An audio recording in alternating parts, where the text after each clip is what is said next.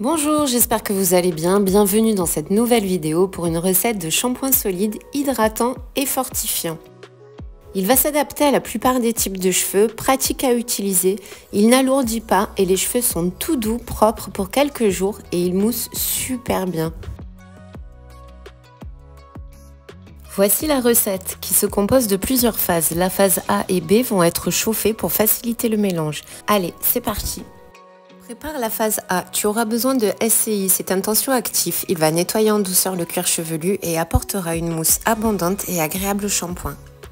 Prends un bol pour le bain-marie. Attention pour la manipulation du SCI. Porte un masque pour protéger tes voies respiratoires. Le SCI est une poudre très fine qui est irritante si tu la respires. Prends 28 g de SCI et verse-le dedans. Pour la quantité, j'ai calculé la recette pour un shampoing de 70 g environ. Prépare ta quantité d'eau distillée. Si tu n'en as pas, tu peux prendre éventuellement de l'eau minérale. Verse l'eau sur le SCI et mets la phase A de côté. Prépare la phase B. L'alcool cétylique, c'est un ingrédient intéressant pour les shampoings solides. Il va améliorer la texture du shampoing. Il permet aussi de stabiliser la formule, c'est-à-dire qu'il maintient la cohésion des ingrédients et les empêche de se séparer, assurant ainsi une meilleure longévité et une efficacité du shampoing au fil du temps. Il va aussi hydrater et nourrir les cheveux. Le BTMS 25 est un super conditionneur. Il lisse et démêle les cheveux avec un effet anti-frisottis. Il hydrate et les protège. Il convient pour les cuirs chevelus sensibles, mais aussi le BTMS 25 est un émulsifiant. Il va bien se mélanger aux autres ingrédients qui assurera une formule stable. L'huile végétale de Cartam est un véritable trésor pour les cheveux. Sa texture est légère et pénètre facilement la fibre capillaire sans les alourdir. Idéale pour les cheveux secs, abîmés, ternes ou fragiles. Elle apporte hydratation, brillance, renforcement et protection. Anti-inflammatoire, elle favorise la pousse du cheveu. La phase B est prête, mets la phase A et la phase B au bain-marie à feu doux. Pendant que ça chauffe, prépare la phase C. La poudre de Kapoor Kashli est une poudre ayurvédique, appelée aussi gingembre sauvage. Elle apporte une multitude de bienfaits pour les cheveux. Elle stimule la pousse, le volume, la brillance et renforce les cheveux. La farine de riz est riche en nutriments comme les acides aminés et les vitamines B, ce qui renforce la fibre capillaire. Elle nettoie tout en douceur et rend les cheveux plus brillants et faciles à démêler.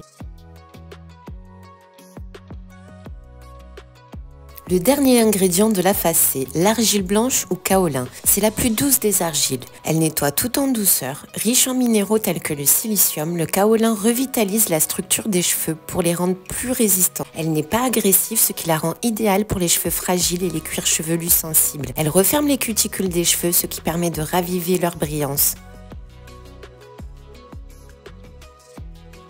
Mélange le Kapoor Kashli, la farine de riz et l'argile blanche. Surveille de temps en temps la phase A. Mélange un peu avec une spatule. C'est normal que le mélange fasse des gros grumeaux. Pas d'inquiétude, ils disparaîtront après. On va le laisser chauffer encore un peu. Prépare la dernière phase, la phase D. Prends l'huile essentielle de cèdre de l'Atlas pour la peser.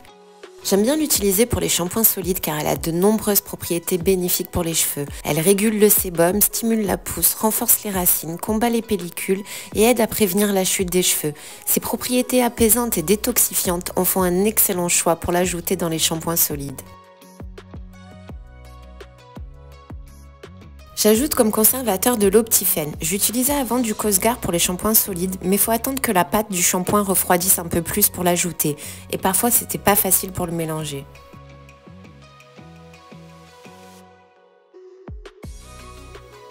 De l'huile parfumée spéciale savon à l'odeur de fraise et de rose. C'est une option, tu n'es pas obligé d'en ajouter. La phase A bien fondu, mélange une dernière fois et tu vas pouvoir incorporer petit à petit la phase B.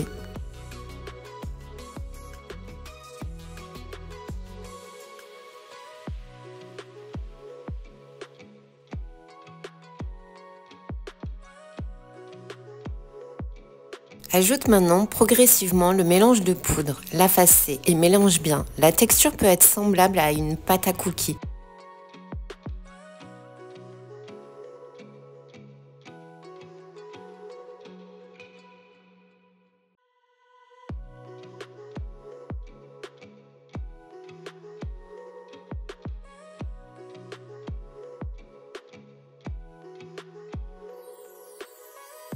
Verse la phase D et continue de mélanger pour bien lier les ingrédients entre eux.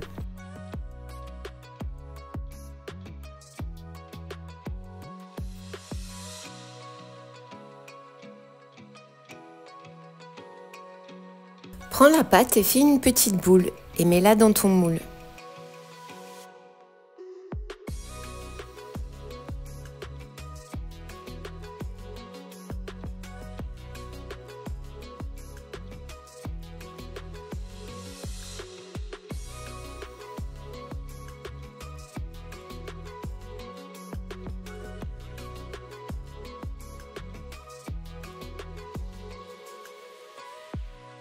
Tasse bien la pâte avec tes mains. Tu peux aussi t'aider d'une spatule et laisse-le refroidir 1 heure ou 2 avant de le démouler.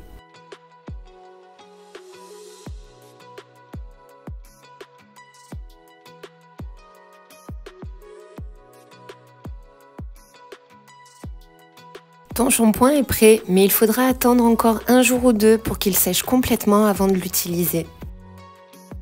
Merci d'avoir visionné cette vidéo et à très bientôt pour de nouvelles expériences.